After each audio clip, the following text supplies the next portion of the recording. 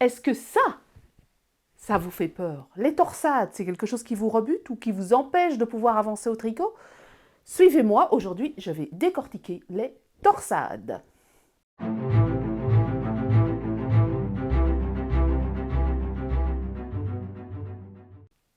Bonjour à tous, bonjour à toutes. Ici c'est Christelle Lioul, Christelle Elka, designer tricot, et ceci n'est pas un podcast. Aujourd'hui, ce ne sera pas un podcast.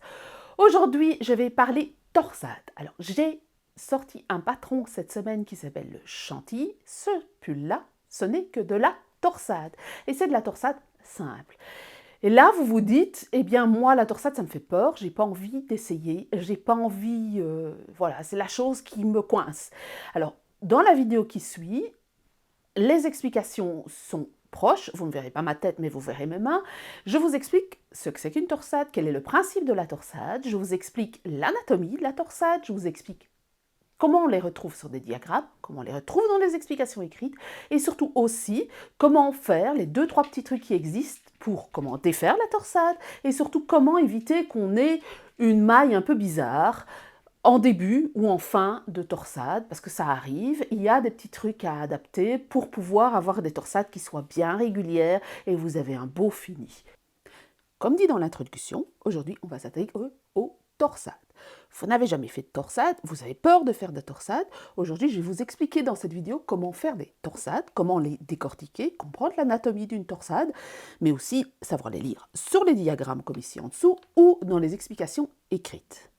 Alors, tout d'abord, c'est quoi une torsade? Voilà, vous avez un échantillon ici où vous voyez des twists en fait, des torsions orientées à gauche, orientées à droite.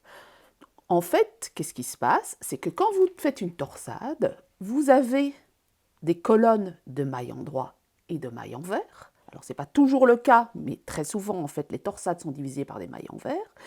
Et vous allez réarranger, par exemple ici ce sont des torsades sur 6 mailles, vous allez réarranger l'ordre de ces mailles pour créer une torsion. Donc par exemple ici, vous allez avoir arrangé 1, 2, 3, de manière à ce qu'elles viennent après la 4, 5, 6. Ici, les 4, 5, 6 viennent avant les 1, 2, 3. Donc, c'est vraiment une manière de se faire croiser les colonnes.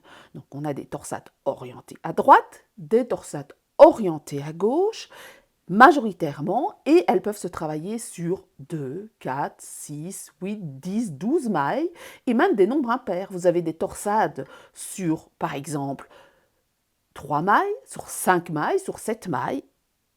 Il y a des torsades qui se travaillent aussi avec des points endroits, qu'en points endroits. Il y a des torsades qui se travaillent avec des points endroits et des points envers. Donc, c'est tout un monde qui vous permet d'appréhender une façon de faire les textures et de pouvoir faire un motif dans un patron. Alors, ces torsades-ci, ce sont les torsades que j'ai utilisées pour le nouveau patron que je viens de sortir, qui est le Chantilly Sweater. Je vous le mets ici. Ce patron, il est en promotion jusque dimanche. 20% avec le code Chantilly. Donc ça, c'est vraiment des torsades. Ce sont vraiment des torsades classiques faciles où vous n'avez pas à vous prendre la tête, à devoir dire ah mais là, la deuxième maille, je dois la tricoter à l'endroit, la troisième, je dois la tricoter à l'envers, et ainsi de suite. Donc ici, c'est vraiment des torsades qui se travailleront uniquement sur des points endroits.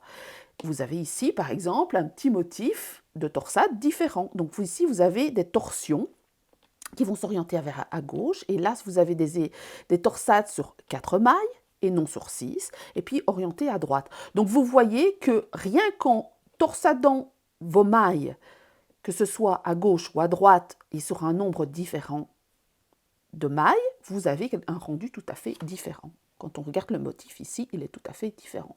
Et c'est ainsi qu'on fait majoritairement les motifs de torsade. Il y a quelqu'un qui est une papesse de la torsade, c'est Nora Gogan. Elle a sorti pas mal de livres, dont 2 livres en fait. Elle est très connue dans le monde du tricot, ça fait très longtemps qu'elle travaille c'est les patrons et notamment des torsades, et c'est Knitted Sourcebook for Cable Knitting, je pense. Je vous le mets ici, il existe en français. Donc ça, c'est une bonne manière de pouvoir appréhender les torsades. C'est une référence. Souvent, on se sert de ce patron-là comme dictionnaire de tricot pour pouvoir faire des motifs ou bien pour pouvoir explorer, recréer, parce que rien à faire, à un moment donné, vous pouvez tout à fait créer vos propres torsades. Mais bon, au début, moi, je vous conseille quand même de commencer avec des échantillons, comme ceci. Après, vous suivre le patron, et puis un jour, si vous avez envie de vous essayez de faire des torsades. Parce que si vous croisez dans un sens, et vous, enfin, il y a des torsions qui ne sont pas jolies, si vous voulez, qui ne vont pas. Voilà, ça fait partie du design. Il y a des torsions où si vous croisez par exemple ici à gauche et puis à droite, en fait vous n'aurez pas cet effet de torsion. Vous aurez une colonne qui va courir au-dessus d'une colonne tout au long du tricot et vous n'aurez pas cet effet de torsion. Donc ça, c'est pas la première chose que je vous conseille de faire. C'est d'abord de faire des échantillons, de faire des essais de torsade. Vous en trouverez dans plein de dans plein de livres de tricot, de points de tricot, des torsades. C'est quelque chose qui existe depuis très longtemps. Et voir et appréhender et commencer à apprendre à lire votre tricot, parce que c'est vraiment une chose importante, c'est d'apprendre à lire votre tricot. Alors, voilà pour l'introduction sur la torsade. Maintenant, on va passer à l'exercice, c'est-à-dire comment fait-on les torsades. Alors, les torsades, vous pouvez les faire de deux manières. Soit vous les faites sans aiguille circulaire, et ça, sans aiguille à torsade, pardon, et ça je vous montrerai, ce sera le sujet d'une prochaine vidéo, ou vous utilisez ce genre de choses. Voilà, alors ça s'appelle des aiguilles à torsade, c'est des aiguilles auxiliaires. Personnellement, j'utilise plutôt ce genre de choses que celle-ci, j'aime moins celle-ci. Vous voyez qu'il y a des diamètres différents. Celle-ci, c'est pour des aiguilles au-dessus de 5-6. Ça, c'est entre 4 et 5. Alors, normalement, j'en ai une plus petite. Je n'ai pas réussi à remettre la main dessus. C'est plus pour les 3-4. Et puis celle-ci, tout de suite, c'est pour les aiguilles plus fines. Alors moi, je travaille indistinctement avec celle-ci, que j'utilise des grosses aiguilles ou de petites aiguilles, parce que je ne serre pas mes torsades. J'ai l'habitude d'en faire. Donc j'utilise celle-ci parce que je la trouve beaucoup plus pratique. C'est la seule que j'ai en métal qui a moins 40 ans, cette aiguille à torsade. Cette aiguille auxiliaire en fait, mais vous pouvez tout à fait utiliser une aiguille double pointe. Rien ne vous empêche d'utiliser une aiguille double pointe si vous n'avez pas envie d'investir dans ceci ou ceci ou ceci. Peu importe, le but, c'est en fait l'avantage de cette aiguille-ci, c'est qu'elle est coudée au milieu, et ici aussi, et ça évite que les mailles ne fichent le camp quand vous travaillez, et ça garde les mailles sur le cap, enfin sur l'aiguille, et pas, si vous êtes sur une double pointe, vos aiguilles, elles ont plus tendance à partir, vos mailles, elles ont plus tendance à partir, mais personnellement, j'utilise aussi des aiguilles double pointe, c'est pas ça qui m'arrête, je fais juste attention, et parfois, je n'utilise pas du tout d'aiguilles pour faire mes torsades, mais ça, ce sera le sujet d'une prochaine vidéo. Allons-y. Donc, ici, j'ai commencé, je vous montre, j'ai fait une torsade orientée à gauche, j'ai fait une torsade orientée à droite, et une torsade orientée à gauche. Donc, comme je vous l'ai dit, si je fais une torsade orientée à droite ici, en fait, ma torsion ne va pas être jolie. On va avoir une colonne qui va courir au-dessus et vous n'aurez pas cet effet de torsion. Donc, qu'est-ce que je vais faire? C'est que je vais torsader vers la gauche, puis vers la droite, puis vers la gauche. Autre petite chose dans l'anatomie d'une torsade, c'est si vous regardez bien, en fait, ces torsades, elles ne se travaillent que sur un rang. Et souvent, entre chaque torsade, entre chaque torsion, vous avez une série, un nombre de rangs déterminé. Ça peut être 2, si vous voulez quelque chose de très serré comme ceci par exemple. Ou ça peut être 6, quand vous voulez quelque chose d'un peu plus aéré. Même ici, il y en a plus que 6. Il y en a 1, 2, 3, 4, 5, 6, 7, 8, 9, 10. 10, 12 même, je dirais. Donc, si vous voulez quelque chose de plus aéré, vous augmentez le nombre de rangs. Vous tricotez 6 mailles en droit, 2 mailles envers, 6 mailles en droit, 2 mailles envers, etc. Ici, elles sont en quinconce, ces torsades. Mais pour le look de la torsade, il y a aussi le nombre de rangs que vous faites en suivant le patron, en respectant les mailles telles qu'elles viennent, qui compte. Donc, si vous voulez des grandes torsades très espacées, vous allez faire peut-être 20 rangs entre 2 torsions. Si vous voulez des torsades très, très, très serrées, comme ceci, par exemple, et vous allez mettre 2 rangs ou 4 rangs pour avoir quelque chose de beaucoup plus proche et d'avoir un effet de torsion beaucoup plus important. Voici mon petit échantillon de torsade. Alors, à savoir, les torsades en rond ou les torsades à plat se tricotent de la même manière. Souvent, par exemple sur le diagramme ici, vous avez un nombre impair de rangs entre 2 torsades. Donc, enfin ici c'est plus qu'un nombre impair, il y a 3, 6, 9, il y a un nombre impair, il y a 12 rangs en fait. La torsade se fait sur 12 rangs parce que vous travaillez toujours sur l'endroit les torsades quand vous êtes à plat. Et donc, quand vous êtes en rond, vous travaillerez sur le nombre impair. Donc ici, ça va être le premier et puis le 13e rang. Vous n'êtes pas obligé. Quand vous êtes en rond, vous pouvez dire par exemple, je tricote 3 rangs ou 2 rangs et faites votre torsade ici par exemple. Mais bon, à plat, on tricote la torsade quand on est sur l'endroit et pas sur l'envers. Donc, comme je l'ai dit précédemment, la torsade, elle se borde souvent, très souvent. Alors ça arrive que ce ne soit pas le cas, mais pour avoir un effet texture maximal, on fait des mailles envers. Donc, comment est-ce que je vais procéder? Je veux torsader vers la gauche. Je vais prendre mon aiguille à torsade, auxiliaire, c'est ce qu'on appelle dans les patrons auxiliaires, et je vais glisser la maille 1, 2, 3 sur mon aiguille auxiliaire. Je tricote mes 3 autres mailles, alors ici à l'endroit, 1, 2, 3. Et qu'est-ce que je vais faire? Je vais tricoter ensuite les 3 mailles qui se trouvent sur l'aiguille auxiliaire. Donc, quand on tricote orienté vers la gauche, ce sont les 3 premières mailles que l'on place sur l'aiguille auxiliaire. On les place toujours sur le devant du tricot parce que la torsade, c'est cette colonne-ci qui va venir au-dessus. Donc, c'est toujours placé devant. Et alors, ne vous étonnez pas si c'est un peu serré, c'est normal, c'est serré. Voilà, parce que comme vous travaillez sur des mailles qui étaient l'une à côté de l'autre et que vous croisez, eh bien, c'est serré. Alors, ne vous étonnez pas de ce que je vais faire ici. Je vous expliquerai pourquoi je fais ma maille torse après. Parce qu'en fait, il y a des trous qui peuvent se former. Mais j'expliquerai ça dans comment gérer les tensions au niveau des torsades. Donc, je finis par mes 2 mailles envers. Voilà, on a notre torsion. Alors, attention, les torsades, ça nécessite en général 30% en plus de fil que... donc un pull totalement en torsade va nécessiter 30% en général de fil de plus qu'un pur pull en jersey. Et attention, forcément, puisque vous travaillez et vous twistez vos mailles, votre échantillon va être altéré. Donc souvent, vous aurez un échantillon plus petit en torsade que vous ne l'avez en jersey. Donc, par exemple, ici, c'est de la diquée. Eh bien, en jersey, j'ai 22 mailles.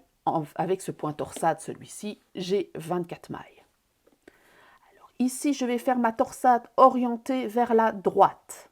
Comment est-ce que je fais? Je remets mes mailles sur mon aiguille. Alors, je suis désolée pour les notifications, j'ai oublié d'éteindre mon téléphone. Donc, vous avez vos mailles et plutôt que de les passer à l'avant, je les place à l'arrière du tricot, comme ceci. Donc, vos mailles sont derrière et je vais tricoter les mailles 4, 5 et 6. Et puis, je vais tricoter les mailles 1, 2 et 3. Voilà. je borde avec mes 2 mailles envers. Et ici maintenant, je vais avoir 2 mailles orientées vers la gauche. Donc, je reprends mon aiguille auxiliaire. Je mets les 3 premières mailles. Alors, comme si vous les tricotiez à l'envers, parce que sinon vous allez tordre vos mailles. Donc, vous insérez vraiment votre aiguille de la droite vers la gauche et non pas de la gauche vers la droite. Donc, comme ceci. Pour ne pas déformer les mailles, vous allez placer ça à l'avant et vous allez tricoter votre maille 4, 5 et 6. Et ensuite, vous allez tricoter. Alors, je fais attention parce que sinon, je vais perdre mes 2 mailles de fin, de rang. Vous tricotez 1, enfin 4, non, c'est 1, 2 et 3. Voilà. J'en ai fini avec mon aiguille auxiliaire et j'ai fait tomber mes mailles. Et je termine par mes 2 mailles envers.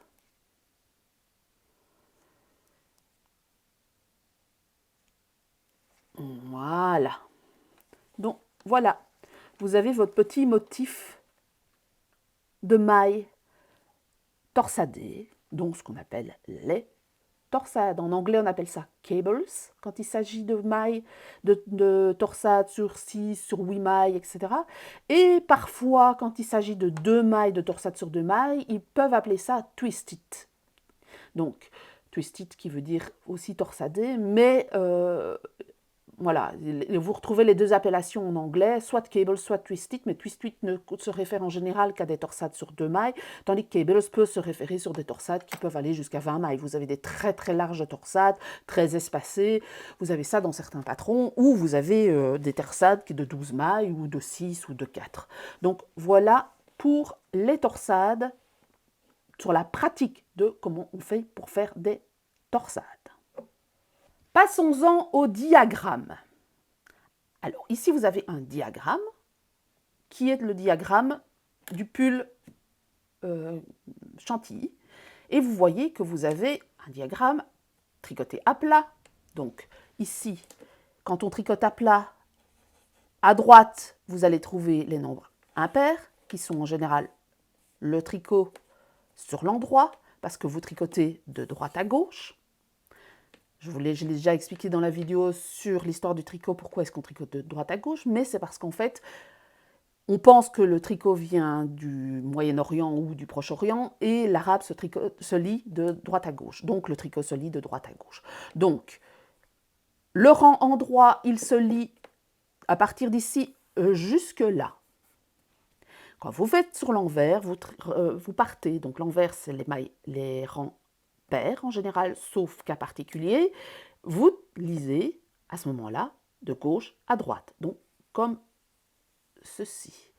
Et si vous regardez bien les explications, ici, j'ai la légende qui dit que le carré blanc sur l'endroit, c'est une maille endroit, sur l'envers, c'est une maille envers, le carré avec un petit point sur l'endroit, c'est une maille envers, sur l'envers, c'est une maille endroit.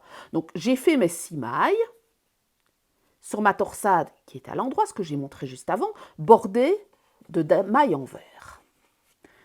Donc, voilà à quoi ressemble majoritairement, ce n'est pas le cas dans tous les cas, mais bon, ça ressemble à ça. En général, vous avez des colonnes. Si vous regardez mon petit échantillon ici, vous voyez, on va partir sur celle-ci. Alors, l'échantillon n'est pas, j'ai imprimé plus grand pour la vidéo, oui, la vidéo, je dis bien, mais bon, voilà. Donc, cette torsade-ci, c'est celle-ci. Cette torsade, on va prendre une plus haut parce que sinon vous n'allez pas vous y retrouver. Donc, cette torsade-ci, voilà, c'est celle-ci. Cette torsade-ci, c'est celle-ci. Donc, ici et ici, ou ici et ici. Donc, on est en quinconce, en fait. Donc, vous voyez, donc, on a une torsade orientée vers la gauche. Si vous regardez bien, vous voyez que vous avez une colonne ici qui vient au-dessus de cette colonne-ci. C'est en fait la barre ici.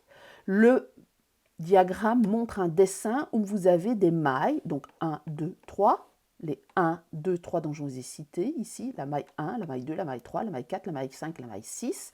La maille 1, 2, 3 viennent au-dessus et se placent en position 4, 5, 6. Et vous avez la maille 4, 5, 4, 5, 6 qui viennent se mettre en position 1, 2, 3, mais en dessous. Si vous regardez sur le motif, 1, 2, 3 viennent en position 4, 5, 6 et 4, 5, 6 viennent en position 1, 2, 3. Donc le dessin montre qu'on a une barre, une colonne qui vient au-dessus et qui s'oriente vers la gauche.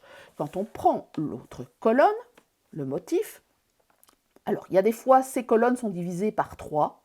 Vous auriez 3 barres, ça veut dire qu'il y a 3 mailles. Ça dépend un peu du logiciel qu'on utilise, que les designers utilisent. Je ne vais pas faire de secret, moi j'utilise Stitch Mastery et les torsades ressemblent à ça. Vous allez avoir des motifs, des pictogrammes, c'est même pas des pictogrammes, des symboles, voilà, qui seront légèrement différents en fonction du logiciel utilisé, mais souvent ça ressemble à ça. Et vous savez distinguer que vous avez des diagonales. Par exemple ici, dans le cas de cette torsade-ci, eh bien vous avez la maille 4, 5, 6 qui vient en place 1, 2, 3, et la maille 1, 2, 3 qui vient en place 4, 5, 6, mais en dessous. Donc si vous regardez bien, vous avez la 4, 5, 6 qui vient au-dessus, et qui vient en 1, 2, 3, et la 1, 2, 3 qui vient en dessous, et qui se place en 4, 5, 6. Donc ça, c'est la façon de représenter les torsades. Parfois, vous avez dans le petit espace ici un point ou ici un point. Ça veut dire qu'en fait, vous n'allez pas tricoter les mailles à l'endroit, mais à l'envers. C'est en général spécifié dans la légende. Par exemple, ici, vous avez la légende qui explique ce que c'est. Voilà, 6 mailles croisées à gauche, 6 mailles croisées à droite. Et dans les abréviations, vous avez le détail de ce que vous devez faire. Par exemple, 6 mailles croisées à gauche, c'est comme je vous l'ai expliqué, placez les 3 premières mailles sur l'aiguille auxiliaire. Tricotez ensuite les 3 mailles suivantes à l'endroit et tricotez les 3 mailles qui se trouvent sur l'aiguille auxiliaire à l'endroit. Donc vous avez ça dans les abréviations, dans les patrons en général. Donc vous avez l'explication. Donc si c'est un cas où vous avez des mailles en vert, ça va être spécifié dans les abréviations. Donc lisez votre patron. Donc, il arrive parfois qu'on ait des torsades où là, vous allez avoir des mailles en vert. C'est le cas, par exemple, ici dans le petit motif. Dans le petit motif, ici, j'ai torsadé sur des mailles en droit, mais à partir d'un certain moment, j'ai intégré des mailles en vert entre les motifs. Alors, je ne sais plus si je l'ai fait dans ce sens-là ou dans ce sens-là, objectivement, mais vous avez des mailles en droit. Donc, vous voyez, la torsade va se séparer et vous allez avoir des mailles en vert entre les colonnes. Voilà, parce que j'ai décidé de torsader plus par là. Alors, il y a un petit raté là parce que c'était des essais. Comme j'ai décidé d'avancer ma torsade et rejoindre cette colonne-ci, eh bien, j'ai intégré des mailles en vert. Donc, au début, il vaut mieux commencer avec des mailles, des torsades simples, qui sont qu'en mailles en droit, pour pouvoir appréhender comment fonctionnent les torsades. Donc voilà à quoi ça ressemble. Je dis, avec les mailles en vert, ça sera légèrement différent, mais vous pouvez toujours vous référer à la légende dans le patron. Et la légende vous renvoie aux abréviations, parce que les abréviations, les points sont expliqués, ou alors dans les techniques utilisées. Personnellement, dans le cas des torsades, je mets ça, je mets mon abréviation, je mets ma légende, et ma légende renvoie aux abréviations, et j'explique le procédé. Par exemple, une 12 mailles croisées à gauche, eh bien, je vais mettre 3 mailles tricotées à l'endroit, 3 mailles tricotées à l'envers, 3 mailles tricotées à l'envers, 3 mailles tricotées à l'endroit, et en fonction de comment ça se trouve sur l'aiguille auxiliaire. Donc voilà à quoi ça ressemble.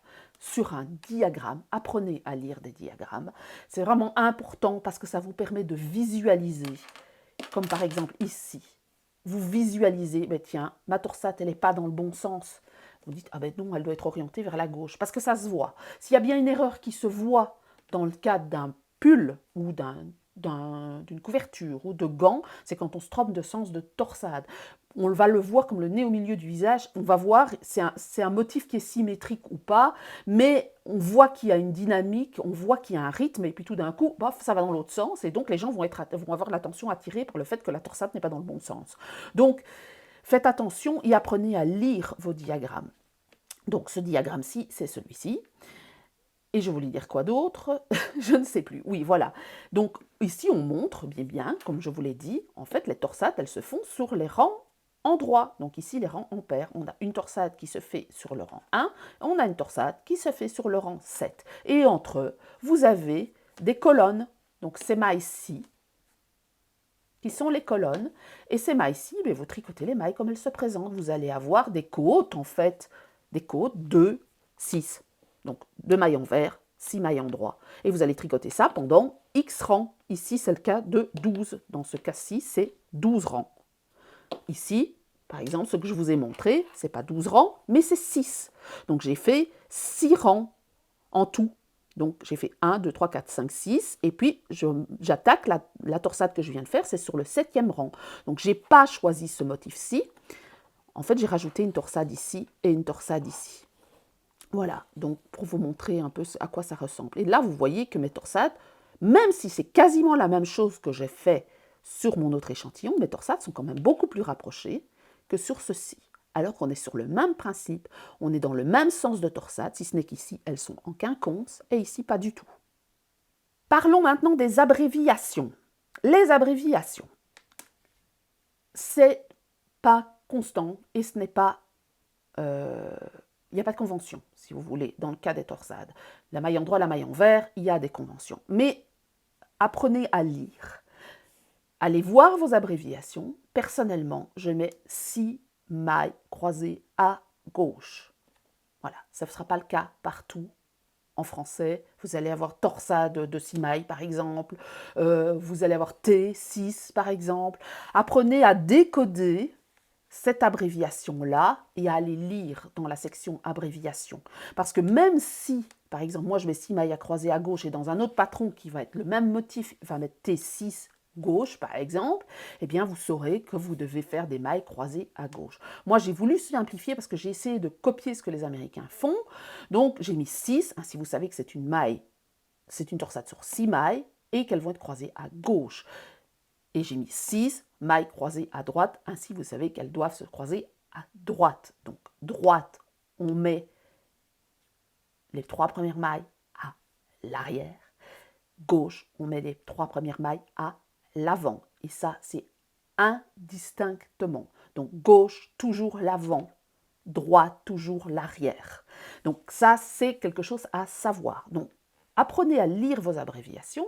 En anglais, il y a un peu plus de conventions qu'en français. Je ne vais pas vous parler des abréviations en anglais, mais c'est la même chose. Référez-vous toujours aux abréviations dans les patrons pour pouvoir lire votre patron de tricot correctement, parce que les explications sont là. Par exemple, ça peut être 6 masses croisées à gauche, entre parenthèses, en vert. C'est ce que je mets. Ça veut dire que j'intègre des mailles en vert dans les torsades. Ça veut dire qu'elles ne seront pas toutes à l'endroit. En général, personnellement, je choisis de mettre, quand je fais que des mailles en droit, il n'y a pas marqué entre parenthèses en vert.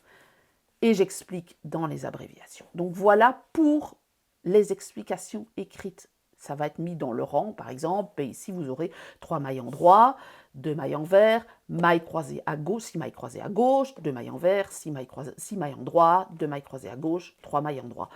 Et apprenez à lire. Et à lire un diagramme, honnêtement, ici, dans le cas des torsades, vous aurez beaucoup plus de chances d'apprendre à lire le diagramme parce que visuellement, c'est beaucoup plus facile que de lire un pâté d'explications écrites où vous ne saurez plus... Enfin, c'est beaucoup moins intuitif en fait qu'un diagramme parce que vous ne verrez pas visuellement, tiens, zut, ma torsade n'est pas dans le bon sens, elle est dans le sens opposé.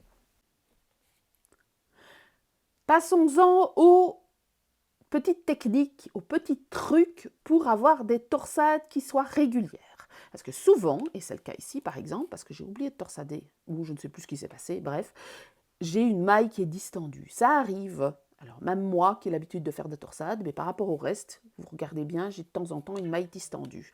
Alors comment peut-on faire pour éviter cette maille distendue? Vous remarquerez qu'en fait vous avez un trou ici. Alors il ne se voit pas bien parce que j'ai bloqué mon échantillon, mais vous avez un trou forcément puisque vous allez passer, regardez. Vous allez passer les mailles, vous allez torsader et vous allez créer un trou. Donc comment éviter d'avoir cette maille distendue, par exemple ici ce n'est pas le cas, eh bien moi qu'est-ce que je fais? Alors ce trou, regardez, là on voit il est ici, qu'est-ce que je fais? Donc, je vais tricoter sur l'envers. D'abord, je serre bien la première maille. Pas outre mesure, parce que sinon, pour ne pas vous empêcher de tricoter. Mais surtout, en fait, je travaille ça sur l'envers. C'est ce que je vous ai dit tout à l'heure. Comment est-ce que je fais? Je finis mon rang et puis vous allez voir comment je fais pour pouvoir éviter le trou et la maille distendue. Voici notre torsade. Nous allons faire une torsade orientée vers la gauche. Donc, comment fait-on pour éviter les trous? Alors, ici, je suis entre la maille envers et la maille endroit. Il n'y a pas trop de soucis. En général, le problème se trouve quand on passe de la maille endroit vers la maille envers. En fait, vous utilisez plus de fil pour passer de l'endroit vers l'envers, je vous montrerai après. Et donc, ça distend la maille parce que vous utilisez plus de fil, parce que le mouvement fait qu'on utilise plus de fil. Donc, il y a deux manières de faire. Donc, je vais faire ma torsade orientée à gauche en mettant mes mailles. Alors, ici, mes mailles, elles sont torses parce que je viens de défaire ma torsade. Donc, quand vous faites une torsade, en fait, faites attention à ce que vos mailles ne soient pas torses. Donc, ici, elles étaient torses. Donc, voilà. Et vous allez tricoter vos mailles. Je vais défaire ceci, les réarranger. Voilà, la première était torse. Vous allez tricoter donc, votre torsade. Normalement, voilà, 3 mailles en droit. Donc, les 4, 5, 6. Vous allez tricoter de l'aiguille auxiliaire, la première maille à l'endroit, la deuxième maille à l'endroit, et moi, souvent, alors ça c'est une des techniques que vous pouvez faire, je tricote la maille torse, parce qu'en fait, le fait qu'elle soit torse fait que la maille va rentrer à l'intérieur, et en plus, vous ne faites pas un plus grand mouvement, parce que quand on la tricote à l'endroit, on élargit la maille, tandis qu'ici, elle ne s'élargira pas. Donc voilà, ça c'est une de mes manières de faire. Et je reprends mes 2 mailles envers ici. Et donc je tricote directement à l'envers ensuite. Alors voyez, normalement, quand vous faites une maille endroit, je vais reprendre et je vais faire comme si on avait une maille endroit normale, comme si vous tricotiez à l'envers, normalement. Alors, pour finir la maille, à force de la tripatouiller dans tous les sens, elle finira par être distendue. Mais voilà, vous allez tricoter à l'endroit normalement, et puis après, vous passez. Donc, vous voyez, le mouvement est beaucoup plus long. Le fil il va y avoir plus de quantité de fil à ce moment-ci, entre cette maille-ci et cette maille-ci, et ça peut faire distendre la maille. Donc, ce que vous pouvez faire, c'est donc moi, ce que je fais, c'est pour éviter ça, je tricote par l'arrière du brin, cette maille-là, et je tricote ensuite.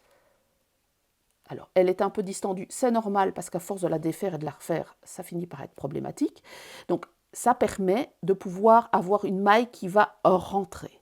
Ce que vous pouvez faire aussi, une autre manière de faire, alors quand on tricote à la continentale, on va faire ce qu'on appelle une maille envers à la russe, donc c'est-à-dire une maille, vous allez faire le mouvement inverse. Je vais vous montrer après, mais quand vous tricotez, donc je vais prendre ma maille normalement parce qu'elle est torse, quand vous tricotez la fin de votre torsade, vous faites votre maille suivante, vous allez faire une maille envers, et plutôt que de faire ceci, vous allez faire ceci.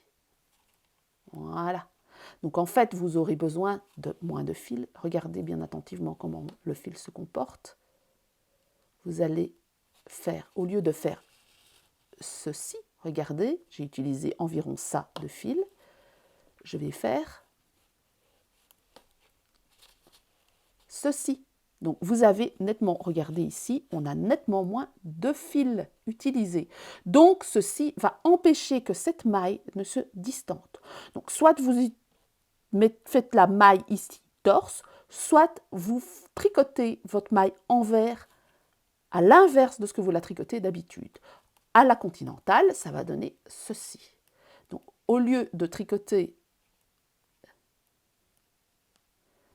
au lieu de tricoter, je ne sais jamais, parce que moi je les tricote toujours à la turque, à la russe, pas à la turque. Au lieu de tricoter, je pense que c'est comme ceci. Voilà. Je ne suis pas douée à la continentale. Moi, je la tricote comme ceci. Voilà. Donc, vraiment, ce mouvement de venir chercher la maille par l'avant. Donc, c'est ce qu'on appelle une maille endroit à la russe. Alors, sur l'envers, ce qui va se passer, c'est que votre maille, elle va être torse. Donc, qu'est-ce qu'il va falloir faire? C'est pour éviter que vous rendiez cette maille torse, vous allez la tricoter. Soit vous la tricotez par l'arrière du brin, soit vous la réarrangez sur votre aiguille et vous la tricotez normalement. Donc, cette maille que vous allez tricoter à l'envers dans le sens inverse habituel, donc quand vous tricotez à l'envers, comme je viens vous de montrer, que soit vous la tricotez à la russe, à la continentale ou cette méthode que je vous ai montrée sur l'envers, votre maille va être torse quand vous allez vous retrouver sur le rang inverse et donc il faudra la détordre et la tricoter classiquement. Donc elle va se présenter comme ceci et non pas comme ceci. Donc moi, je la réarrange. C'est pour ça que je préfère tricoter la maille suivante torse parce que là, je ne réarrange rien du tout. Je la laisse telle qu'elle et je tricote à l'envers normalement. Voilà. Et donc les mailles envers, quand on est sur l'envers de la torsade, on tricote les mailles comme elles viennent. Donc mes mailles envers de l'endroit sont des mailles endroit et des mailles endroit de la torsade deviennent des mailles envers. Comment défaire les torsades? Alors il faut être précautionneux. Je vous conseille quand vous commencez à faire des torsades, c'est de mettre une ligne de vie juste avant de torsader. Parce que si vous devez défaire, vous ne perdrez pas de maille. Donc voilà, une maille, deux mailles. Vous allez détricoter soigneusement. Alors soit vous reprenez votre aiguille auxiliaire et vous détricotez avec votre aiguille auxiliaire. Voilà, donc ici, une, deux et trois. Et donc, vous la glissez bien au milieu et puis vous détricotez les trois mailles suivantes. Une, deux et trois. Et puis, vous remettez vos mailles correctement sur votre aiguille. Et voilà, vous avez défait votre torsade. Alors, vous pouvez y aller à la brute, c'est-à-dire que vous pincez ici votre torsade. Je vais vous montrer comment je le fais à la brute. C'est-à-dire que je défais mes 5 mailles, mes 2 petites mailles ici, classiquement. Et qu'est-ce que je fais? Moi, personnellement, je pince ma torsade ici avec mes doigts. Je prends mes 6 mailles et hop, voilà. Et quand je relâche, je réarrange mes aiguilles, mes mailles correctement. Alors, je fais attention à ne pas les mettre torses. Si elles sont torses, je les réarrangerai au moment de tricoter. Alors, ça, vous ne faites pas ça avec n'importe quel fil. Vous faites ça avec de la soie ou du mohair, vous allez pleurer. Mais avec un fil qui se tient, vous pouvez tout à fait utiliser cette méthode, mais il faut être à l'aise. Donc, je répète, je vais comme ceci. Je détricote quand même les 2 premières mailles avant la torsade, classiquement, hein, donc en utilisant mes aiguilles. Et puis, je pince ici vraiment ma torsade, je défais mes 6 mailles, je tire et voilà. Et quand j'ouvre, les mailles se remettent correctement. Et puis je replace doucement mes mailles sur mon aiguille gauche. Voilà, et j'ai défait mon rang. Voilà. J'ai défait mon rang et on peut repartir. Alors, il y a des méthodes pour détricoter des torsades tout au long. Par exemple, vous avez sur ce motif-ci, vous vous êtes trompé sur cette torsade-ci. Vous n'êtes pas obligé de tout défaire. Il y a certaines personnes qui vont mettre les mailles en attente sur 2 aiguilles, ici, et elles vont prendre leur aiguille auxiliaire et descendre carrément jusqu'à l'erreur, et puis elles vont retricoter les quelques mailles ici, par exemple 8 mailles, 10 mailles, elles vont retricoter avec une autre paire d'aiguilles pour remonter les torsades. Alors ça se fait quand on commence à vraiment pouvoir lire son tricot et quand on est relativement à l'aise avec la façon de détricoter, retricoter. Parce qu'un des inconvénients de détricoter en portions, c'est que les mailles, elles auront été légèrement distendues, donc il faut faire attention à cette tension. Donc ça, je vous le déconseille. Quand vous commencez à tricoter, moi je vous conseille plutôt de mettre une ligne de vie. Donc par exemple, vous êtes au rang 1 et vous mettez une ligne de vie au rang 0, en fait, au rang précédent, le motif. Et vous tricotez. Et si vous vous rendez compte que vous avez une erreur, vous vérifiez à chaque fois que vous avez fait votre torsade dans le bon sens. Si vous avez fait une erreur, vous défaites 4, 6 rangs. C'est quand même moins grave que de se retrouver à faire une échelle de 25 rangs et puis de se dire merde, zut alors, je n'ai pas pu, j'arrive pas à récupérer la sauce correctement, donc il faut que je défasse d'un 20 rangs. Donc mettez une ligne de vie, le rang juste avant de faire votre torsade, ça vous évitera de pleurer quand vous devrez les faire 3 fois une vingtaine de rangs sur 400 mailles. Ne me demandez pas pourquoi je vous dis ça, c'est parce qu'en fait, j'ai fait tomber une maille dans de la dentelle il n'y a pas longtemps et j'ai dû défaire une vingtaine de rangs. Et impossible de récupérer la sauce. C'était de la dentelle ici, c'était pas de la torsade, mais j'avais pas mis de ligne de vie. Voilà, même inexpérimenté, ça peut se faire avoir. J'avais fait tomber une maille au moment de faire une diminution et ça a filé pendant 20 rangs et je m'en suis rendu compte au moment où je terminais. Et ça m'a pas fait rire, je vous avoue, sur le coup. Donc mettez une ligne de vie ici, juste avant la torsade. Alors voilà, cette vidéo est terminée. C'est une vidéo débutant pour démystifier un peu la torsade. C'est pas compliqué les torsades quand on comprend comment ça fonctionne, comment ça s'articule. Donc c'est pas compliqué, ça nécessite un peu de manutention et de dextérité, de psychomotricité on va dire. Mais une fois que vous vous y faites, ça va tout seul et vous aurez très vite appris à lire votre tricot.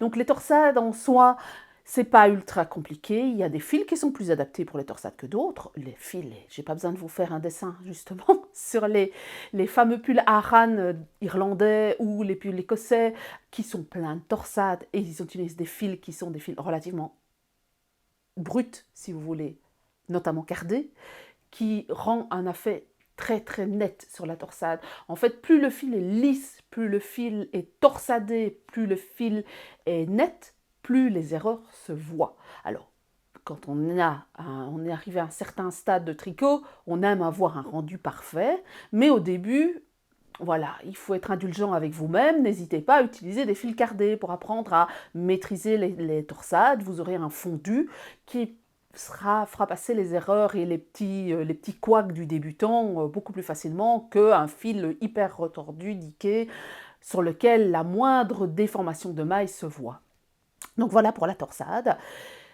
Ce n'est pas un mystère, je vous ai annoncé sur Instagram en live ce lundi qu'il y aurait un Mystorical qui commence le 1er novembre. Ce Mystorical, il y aura plein de vidéos, je ne vais pas en révéler plus, mais dans les semaines qui viennent, il y aura pas mal de vidéos techniques qui sortiront le lundi. Le premier, c'est le 27 novembre, donc un lundi. Vous aurez encore les vidéos du samedi pour ne pas changer, mais les vidéos techniques axées sur le Mystorical sortiront le lundi, entre autres, parce qu'il n'y aura pas que ça comme vidéo.